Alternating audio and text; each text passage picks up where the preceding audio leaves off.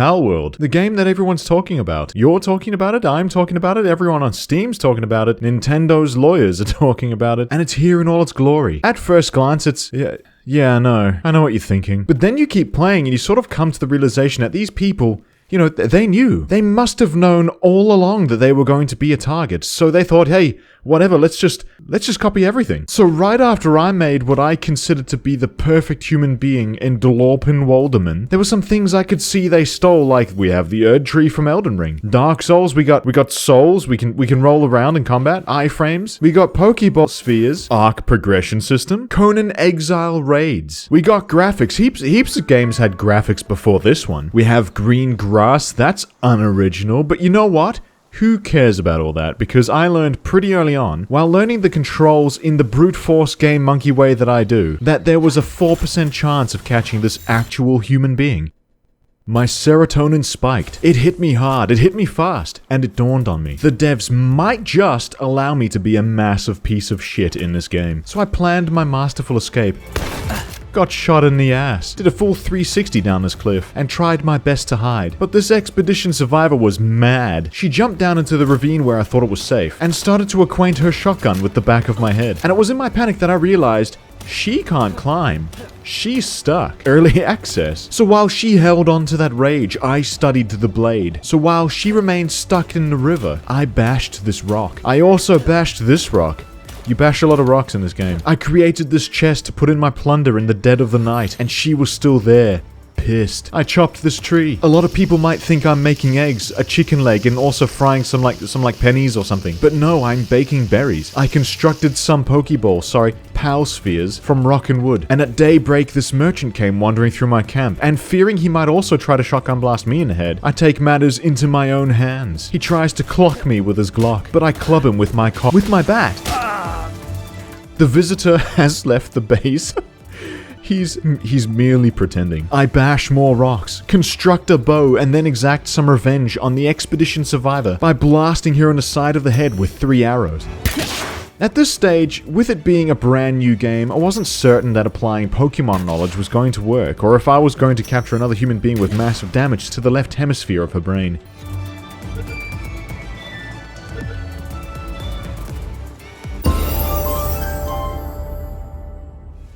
But you know, here I am, proud owner of another human. I test the waters a bit, you know, I was thinking it's time to put the person to good use.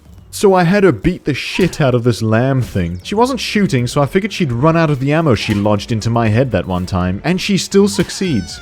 Another victory for humanity. The squiggly eyes and the movement is how you know that this thing is still alive and we just fainted it. Because I guess the devs really wanted to convey that, this is not an all dark world. It's a kind of a happy world, you know, there's no death. I'm a killer. I'm a straight cold-blooded killer. This was when I knew it was time. It was time to bring in my pal Grundy. Should we touch the tips?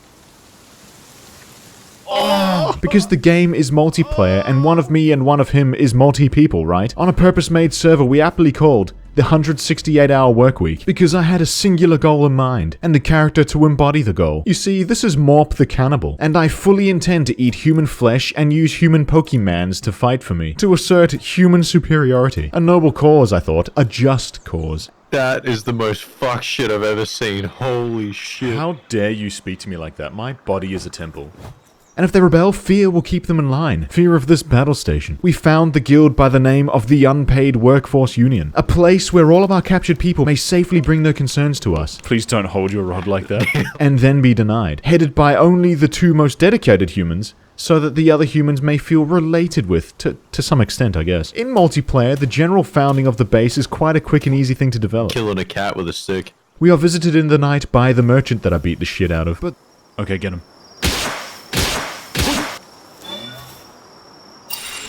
But then came the main prize. We were going to get that expedition survivor, much like I'd done previously. For the act of catching her was like the moment where Einstein had that apple fall on his head or something. And I had to have that moment of inspiration again. As a team, this was going to be easy. Yeah, man, she doesn't suspect a thing. Alright, let's go. Get her! I did like a backflip, what the fuck? How much health does she have? Oh, quick! We don't know why the police had crawled out of the mountains like they did. All we were trying to do was catch, like, a Pikachu in our backyard. God, we can't have shit anymore. I'm throwing my last one. I'm throwing my last one. Oh god, you know she got it. Mission failed. Mission failed. Oh my god, we gotta go. So we reconstitute our position. I make some more pal spheres, while Grundy fights for his life over in the distance. We hope, nay, we pray that she is still there and hasn't despawned, so that we may try our luck again. Yes. You thought the Mountain SS was your ally. She doesn't recognize me, although to be fair, I'm not very recognizable. I don't have a distinguished look about me. So I catch the lady. She and I are best pals. Some time goes past, and Grundy is still trying to evade the law. He dies. I revive him. I send out the wandering merchant into battle against the small chicken, but I suspect he might lose because he appears to do absolutely no damage. All while Grundy begins work on his quest to single-handedly take down this mammoth nearby the camp. Wish me luck. We die. Human helper, my worker, is like 10 minutes out of the job. This can't be acceptable. How do I add 10 minutes to the workday if I've used every hour of the week? I'm gonna go into the wilderness for like eight years and just hunt for the same chicken over and over again. I'm only getting attacked. I'm not doing anything else. It is at this point that Grundy makes his declaration that he is going to run naked into the wilderness to begin his Dragon Ball Z training arc, leaving me to build this base on my own. But you know me, I'm a moderately maybe below average smart guy, so I send out that one merchant to work instead of me. But he won't do anything. He simply just keeps trying to drown himself in this watering hole. Understandable, I think. Perhaps because of the bed pallet I made for him. He's in good condition too, I can see that. Then in a twist of events, Grundy returns, but with Old Mate who's tracked us back to camp. But we got more important things to worry about. I have this depressed merchant I am holding against his will, so I start to build this house shelter to try and improve conditions. Because I fundamentally don't understand that our human pal simply won't do work because they're not programmed to do the work. So I build, while Grundy tries to avert the danger. He is slowly walking up to you. Is this a regular range of motion? That guy has so much beef with you, man. Look at him. He's so mad. You know, I'm really happy about our house, but I don't feel so comfortable with the enraged elephant standing in front of it, who's chasing you down the hill. This spear isn't working on mammoth. I need a better spear. Sphere. Are you having a rest? Yeah, I just need my stamina to come back. Just taking a rest. Are you resting? Have you got it sorted, Grundy? Just keep him here as the eternal obelisk. He's still there. The sun's gone down. I'm doing it, mate. Repeatedly punching him in the dick is doing it. Hey, anyway, while you're fighting, the merchant's having a sleep, like upside down, with his eyes wide open. Hey, if I throw my armor down, can you repair it and then bring it back to me? Look, I didn't repair your armor, but here's 20 wood. Yeah, mate. Use 20 wood. Did you really construct a bed with the wood I gave you while in combat? The sun rises on a new day. Dawn upon this great bounty. The obelisk still stands. People just don't understand I'm doing my part. what it takes to be this way. I was born this way. What's happening with the merchant? Why is he at that angle as well? Is he coming up to fight? I think so. You had him sleep at that posture, so now he's like, he can't correct his spine. That merchant is on a leisurely walk up here, let me tell you. What is he doing? He's falling!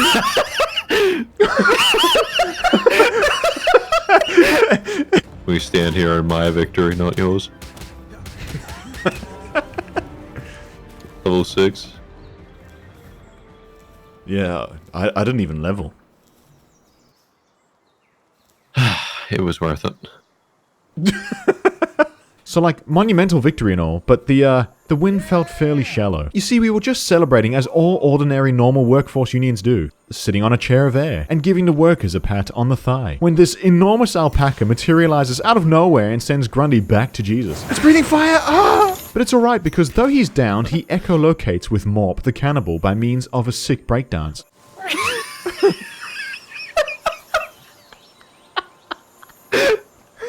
You don't... It's... 1 second, please!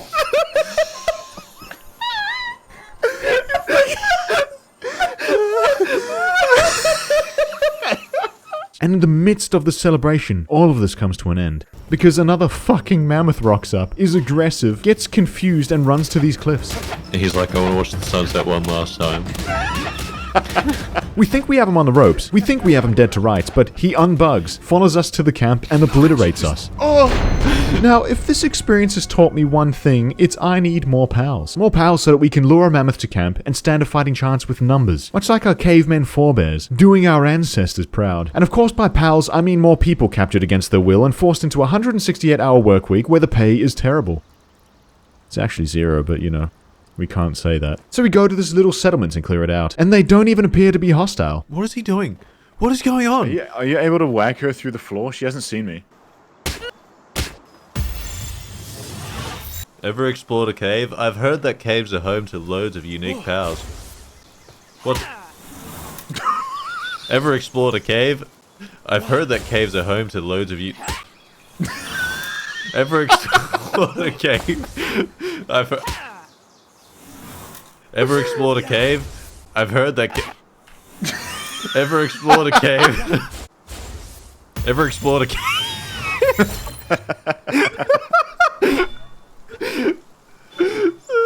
I've heard that caves are home to loads of... I wonder if we can sell them people. I mean, he's a merchant, right? And we've already kind of figured out they don't attack, so... Oh, fuck, he's going on! We take them back to camp. I name my lady with a gun Doop. She's my favorite. The innkeeper is Morp's wife. Our merchant is Wandering Morbendobler. The village chief is Dooben, and so on. Welcome. Haven't seen your face before. It's funny you say that, wife. Go to technology and go to the level 11 one, the second one on the list. Meat cleaver. Knife for butchering summon pals. How to get level 11, 12. How to 12. And just like that, we had learned we would not have to sustain ourselves entirely on the berries of the wilderness any longer. All we had to do was rapidly level up, and we could make a meat cleaver of our own. And Morp could finally live on the flesh of his people. And so began the great leveling of the Unpaid Workers Union. Get him, Doop! You see, we figured capture chains was going to be the fastest way to level, because that's what the game UI was heavily implying when it said the thing there. But this goes against Grundy's code, you see, something he was adamant on sticking with, and that is, he didn't want to catch any pals. He wanted to be the pal. Thusly, he would put all of his points into strength and HP, forging his body from not only a Palworld sex icon, but into a weapon. No, Doop! Oh, Doop's dead! But you know, him catching things didn't necessarily mean he was going to fall in love with them, right? Want to use them and ultimately break his code, right? After all, our human superiority was more than capable of carrying us forward, right? What the fuck is that? Enter Whippy Joe. It's a special cat, and I don't have Doop. What is going on? Jeff, help! Jeff, why aren't you helping? Oh, it's huge. It's massive. You called it Whippy Joe. Yeah, it's a sadist. His code was instantly broken, and it was clear we were not going to be able to have the base built on the backs of the hard-working people we'd stolen from the settlement to the north. Also, Whippy Joe had this ability that would literally call forth the rage of planet Earth and explode magma out of the ground in a massive AoE circle. The Whippy's immense, holy shit. At this point, with Grundy's jubilation and the absolute destruction that Whippy Joe brought forward, I started to feel like I'd maybe made a mistake. You know, I'm gonna travel with Morp's wife. I need her. For emotional support right now. Please comment. You haven't made a mistake, best guest. Ever explored a cave? I've heard that caves are home to loads of unique pals. I understood, but now was not the time for sorrow. I would stay the path. I would walk through the life of a 168-hour work week and keep the people with me. Keep it strictly human. He just demolished 2 level 11s. He's level 8. Yeah, but have you seen Morp's wife? Whippy Joe would fucking shit on her head. We challenge our first tower. There's some crazy anime thing here, and yeah, no, I don't think Nintendo's lawyers will like this one. But you know, I guess if they were going to do anything now, they'd have done it, right? I get, you know. Anyway, because Grundy's so used to killing things himself, Whippy is instantly downed, leaving us in a less than ideal situation whereby it is just Doop and her, like, doppelganger using punch on an enemy that has over 40,000 HP. We have this foolproof strategy of simply standing here behind a pillar while I have the enemy's attention, and we gradually whittle down her health. The hardest part about this fight is ignoring the ADHD, the voices in my head telling me to get involved. Fighting the urge to damage the enemy. Play the game, you know, instead of simply standing here missing out on the entire boss fight, like some kind of bottom-dwelling prey animal. I gaze up to the heavens. I can hear behind me. But I look up and I give thanks for the bounty. I am not doing the whole waiting thing very well. You see, I'm not a prey animal. I'm an ambush predator. I have needs. And, you know, in hindsight, probably not the best way to describe myself on the internet as an ambush predator. Anyway, my mind was telling me no, but my body walked out anyway. Which causes the wipe of our group. Okay, look, I'm just gonna say it. I knew the risks, and I'm at peace with my choices. Okay? Whippy Joe's in his own category. Dupe is the best other than Whippy Joe. You guys are like playing chess, Whippy's playing like Stephen Hawking drag racing. It upsets me massively how Dupe, a level 10, has to hit with the butt of a weapon a chickpea in the head, miss, and hit our workbench. I was becoming discontented. We are raided by some man-eating pals, which just reminds me of how I, a man-eating cannibal, did not have my meat cleaver yet, and my tummy is feeling bad on all these berries. Look at how bloated I am. Grundy sets himself on fire. I go to wake up this worker, but she just starts talking to me in her sleep. We consolidate our position by crafting more ammunition, because we're about to fight that original design again, where we would shock the world using human pal superiority. Is what I want to say, but no, our strategy was to resist the ADHD again, and only sending out Whippy Joe once the boss is stuck against the pillar. I don't think I need to do anything, to be honest. I think Whippy's got it sorted. Dupe's just gone. A victory. At the cost of the entire human race. I traverse the caves, search for ancient knowledge, coveting the power that Whippy Joe has given Grundy. I find this item that will grant a pal a new attack. Could this be it? Could this be the answer to Dupe not being capable of doing anything other than punching? The attack where she goes like, rah! As she jumps forward. My excitement is great. Ah, Team Rocket. An excellent opportunity to unleash Dupe with her new attack. Seed Bomb or whatever it's called. And she just stands there. How strange. I sent her out again against some level 2 sheep, but again nothing. Now, I understand that for her to regurgitate a large exploding seed from her body is probably immensely traumatic to her throat, but what good is a 168-hour work week if my workers don't do any working? They don't do any seed bombing. Must be nice destroying the planet to kill some livestock. I was depressed, you see, but also a cannibal and hungry, so I went to unlock the meat cleaver, and I noticed something else, a PAL condenser. You see, I think this is probably Palworld's answer to things like upgrading your pals outside of Dark Souls mechanics and Pokemon breeding mechanics. Basically, it uses a number of pals that you can consume and increase the strength of a pal of your choosing that is the same species, like some kind of enormous pal smoothie, full of protein, and full of your loved ones. Now, I know what you're thinking, that's amazing, best guest. Are you going to make a human smoothie and power up Dupe? Well, no. Actually, sorry, yes I am. I'm going to find Dupe's family and then turn them into a gym supplement. Dupe attacks some chickens. I farm the materials. I use the souls to power up the Dupe. I watch wandering Morbandorban try to drown himself. I capture an Islander. I dodge the SS. I have grown moderately hungry, well, peckish, really. If you can consider this even peckish, I guess. Like 65% full? So I butcher Morp's wife. Her bodily bread will be the life force to sustain me. Delicious. I do some more things. I catch an Islander. That Islander I caught? I butchered him too.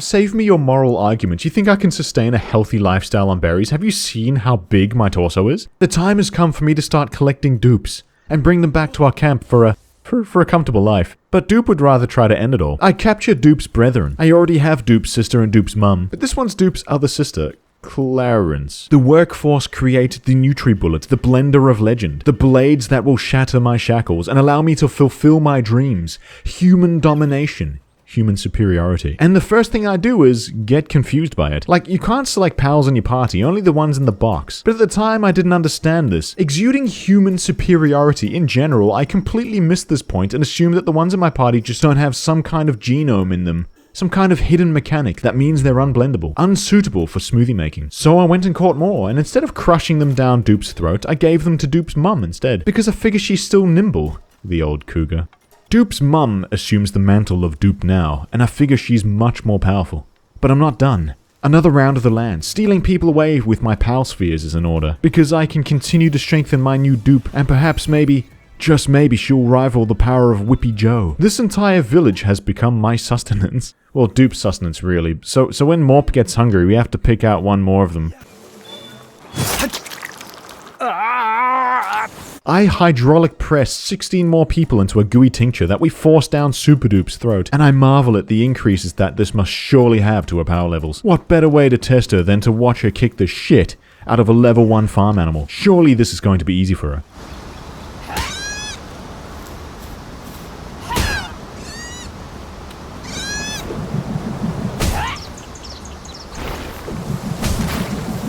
Oh, that's so disappointing. I feast on the bread of her flesh. Body of dupe. Oh, I also built this wall of fire around the edge of my base where occasionally you'd like see a stray cat walk through and combust. In a panic, I'd shoot them with my bow, so in many ways I guess you could say, despite the failure of dupe, human superiority is once more where it needs to be. With me, Morp the Cannibal, in here. A huge thank you to the patrons. You are the Pokepaltam spheres I used to capture the entire human population of that one settlement near my base. And for that I am truly grateful. And for the rest of you, just subscribe, dogs. What are you doing? Come on. Like and share the video or something, because I love you, honey.